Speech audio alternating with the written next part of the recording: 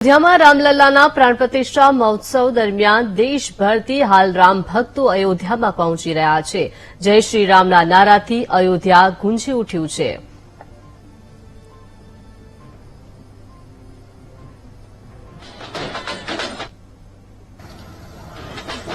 આપણો ભારત દેશ અનેક વિવિધતાઓને પોતાની અંદર સમાવીને બેઠો છે અને તેમાં પણ જ્યારે આપણી નદીઓની વાત આવે તો અનેક લોકવાયકાઓ અને સાંસ્કૃતિક પરંપરાઓ આ તમામ નદીઓ સાથે જોડાયેલી છે।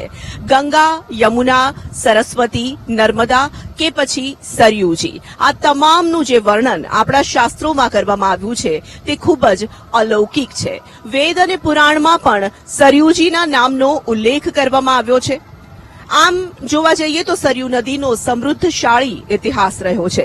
સરયુ નદીનું નામ સાંભળતા જ આપણું મન રામનગરીમાં પહોંચી જાય એવું પણ માનવામાં આવે છે કે ભગવાન શ્રી રામે કહ્યું હતું કે સરયુ નદીના સ્પર્શ માત્રથી હું એ ભક્તને પોતાનામાં સમાવી લઉં છું, તેમનામાં વસી જઉં છું।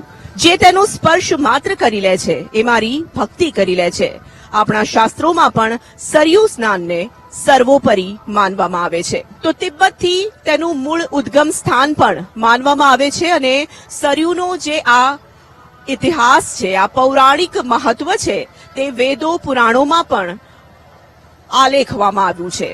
શ્રી રામ જન્મભૂમિ મંદિર માટેની જે તૈયારીઓ છે તે રંગે ચંગે જોવા મળી રહી છે। તમામ જગ્યાએ માત્ર ને માત્ર જય શ્રી રામના નારા સંભળાઈ રહ્યા છે ત્યારે સરયુ નદી પર ઉપસ્થિત છે વીટીવી ન્યૂઝની ટીમ।